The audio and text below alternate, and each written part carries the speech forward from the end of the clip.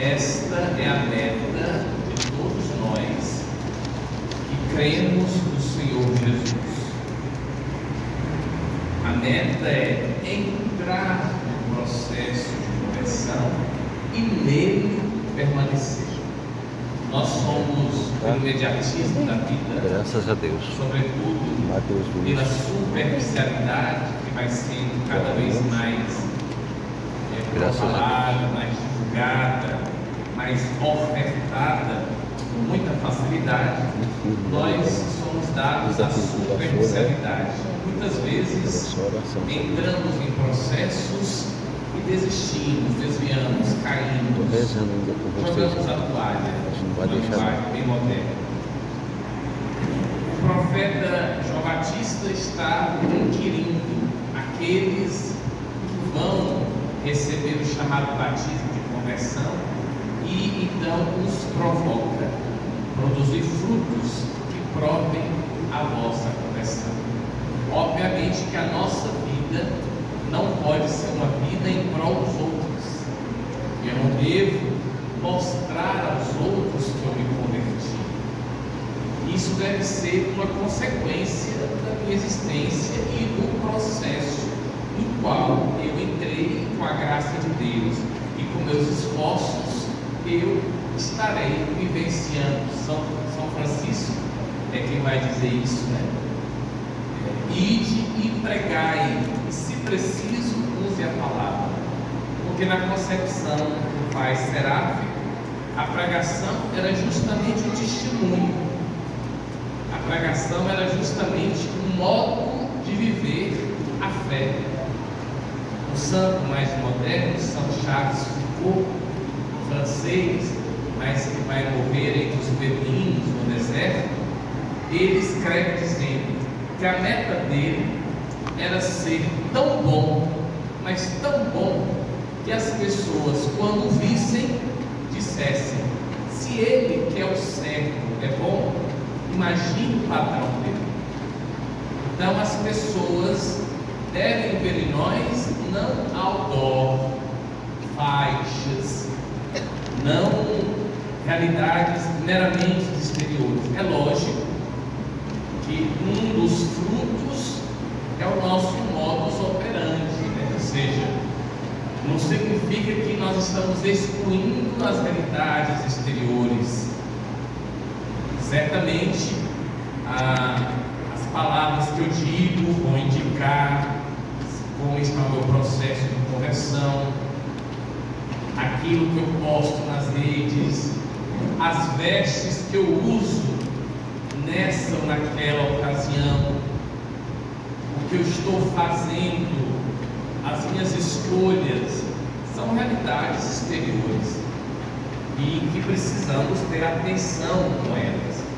Mas eu não posso restringir o meu processo de conversão àquilo que eu irei ou não irei mostrar aos outros. Não.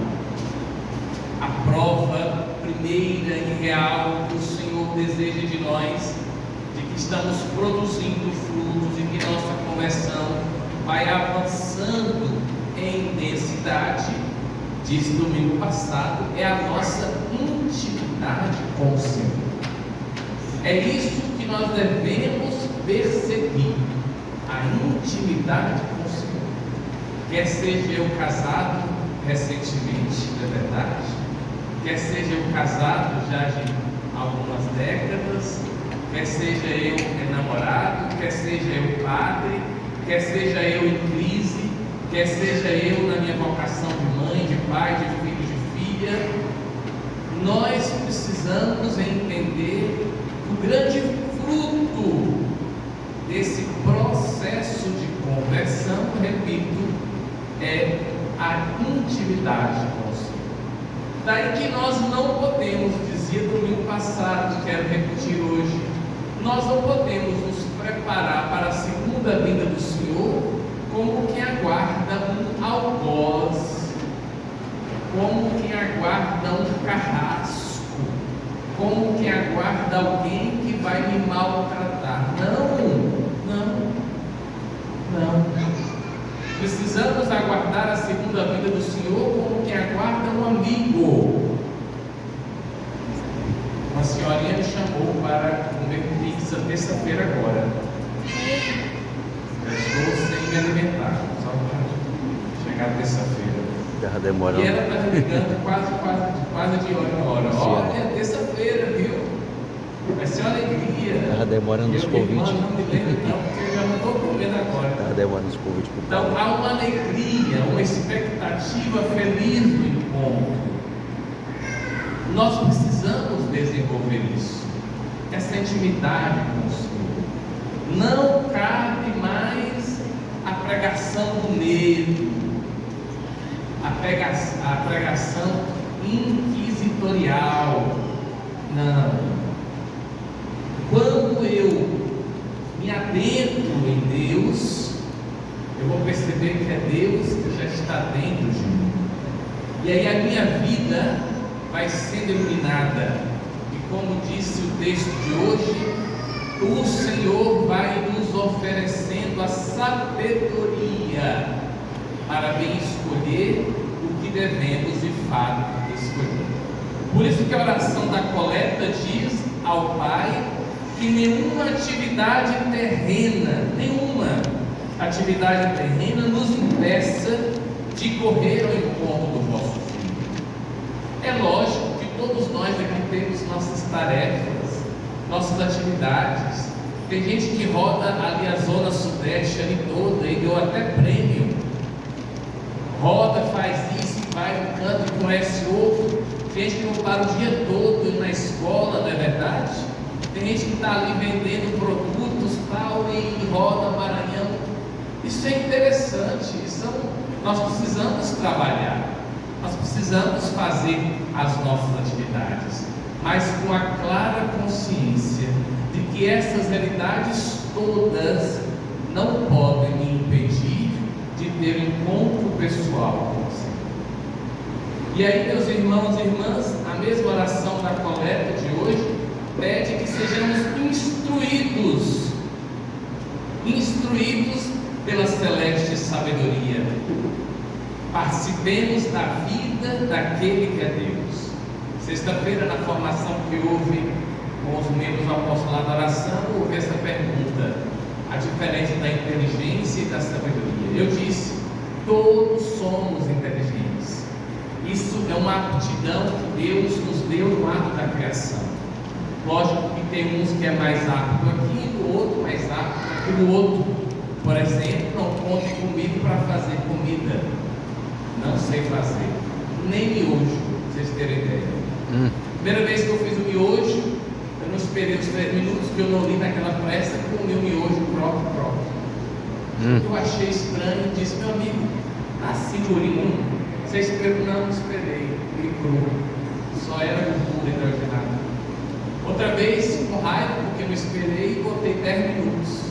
O menino não sabia se tomava água ou se comia aquela maisena. Aí, tive uma terceira tentativa. Fui fazer uma tapioca. Deu certo, mas eu queimei a mão porque eu peguei no lugar errado da panela. Até hoje eu tenho uma marca aqui, me dizendo, não faça mais tapioca. Deixe os outros te convidarem para você comer na casa deles com café com leite. É uma confusão, eu realmente não dou com isso. Eu sei rezar missa, eu sei. Mas outras coisas eu deixo que as pessoas façam.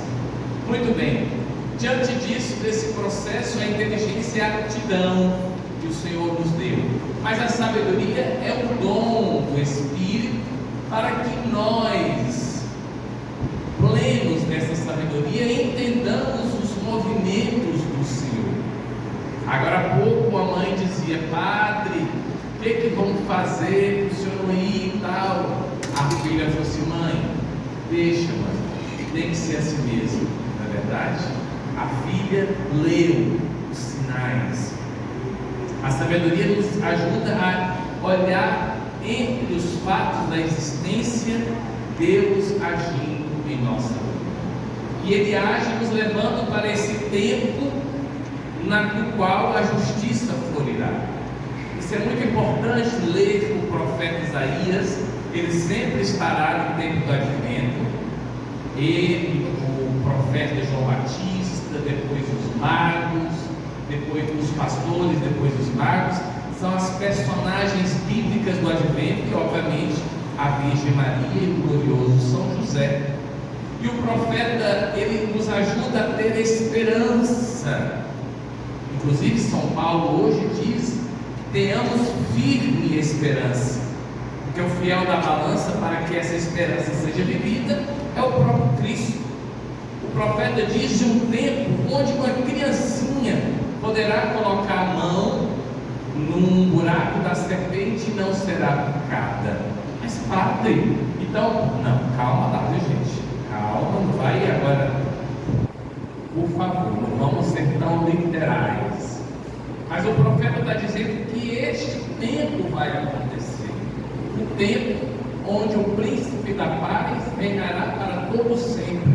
Mas, padre, como esperar este tempo se vemos nos dias atuais, depois de quase 60 anos, 70, da ONU, que foi criada justamente para que as nações interagissem e em diálogo evitassem guerras? Como hoje podemos falar de um tempo no qual a justiça florirá? Podemos dizer isso porque nós cremos num Deus que sustenta essa promessa. Quando vai ocorrer, Ele sabe. E aí cabe a nós aquela distinção, também dita domingo passado, do célebre filósofo, teólogo e poeta Rubem Alves, a distinção entre otimista e esperançoso.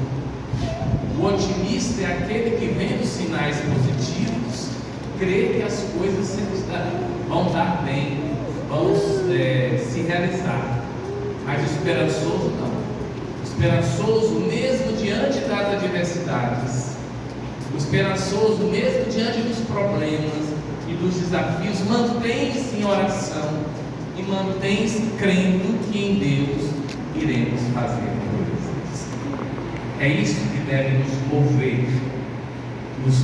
Por isso, tenhamos firme esperança e constância, harmonia e concórdia uns com os outros, como ensina Cristo Jesus. Durante essa semana, eu nem sabia que essa pessoa esteve em Teresina, e aí alguém veio me dizer: padre, a igreja tem que fazer alguma coisa. E eu falei: o que foi?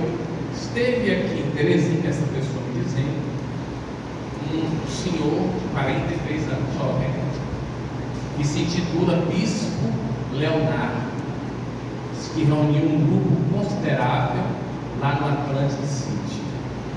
Ele parece que é o segundo maior youtuber do Brasil e do mundo, 60 e tantos milhões de inscritos. E aí essa pessoa diz: padre, você tem que fazer alguma coisa, senão a igreja vai acabar. Eu falei: meu irmão, o que eu tenho que fazer é o que eu consigo, né? Vamos aí. Mas eu não posso lutar contra essas ondas que vêm e que vão. Na década de 80 era Edir Macedo, e esse hoje já é dissidência, brigou com Edir Macedo e já fez um grupo. Era R.R. Soares, era Valdomiro Santiago, que inclusive vendeu uma planta que curava por R$1.000 o vírus da Covid. Eu não posso, se eu for ficar inquieto com as ondas que vêm de inconstância e de leviandade, eu vou perder meu sono e minha pele não será a mesma. Até meu tempo, não. Até o tempo a gente perde. Que a igreja é dele, ou eu me coloco dentro das minhas limitações a serviço dele com as minhas aptidões. Por que eu estou dizendo isso? Porque é próprio da nossa natureza frágil o aspecto descartável da inconstância. E aí é preciso que nós entendamos, como diz lá em Lucas 4, que o nosso olhar deve estar fixo nele. A nossa vida de fé é uma vida de encontro com Ele. Podemos e devemos ajudar uns aos outros no encontro com Ele? Sim. São Paulo está insistindo que nós sejamos pessoas do acolhimento. Mas eu não posso me esquecer de que o meu encontro com Ele se dá na comunidade que Ele mesmo fundou. Em hebraico, kahal. Em grego, eclesia, a igreja dele. Daí que é preciso que sejamos concordes, o mesmo coração, concorpóreo, o mesmo corpo, e tenhamos em nós esse aspecto de sermos consanguíneos, o mesmo sangue que nos move para a vida em Deus. Queridos irmãos e irmãs, que tenhamos um domingo feliz, uma semana abençoada, e que ao longo dela nós sejamos inspirados, como disse João Batista, a de fato manifestar, a revelar os frutos de nossa conversão. E esses frutos devem ser abundantes ou na medida em que eu posso oferecê-los. E um deles é a constância. Que Deus nos abençoe hoje e sempre. Pai, Filho e Espírito Santo. Amém. Creio em Deus. Deus Pai Todo-Poderoso, Criador do céu e da terra, e Jesus Cristo, seu único Filho, nosso Senhor, que foi concebido pelo poder do Espírito Santo, nasceu da Virgem Maria, nasceu sob Pôncio Pilatos, crucificado, morto, sepultado, desceu à mansão dos mortos, situou ao terceiro dia, subiu aos céus, está sentado à direita de Deus Pai Poderoso, onde há de vir a julgar os vivos e os mortos. Creio no Espírito Santo, nascido da Igreja Católica, na comunhão dos santos, na remissão dos pecados, na ressurreição da carne, na vida eterna. Amém.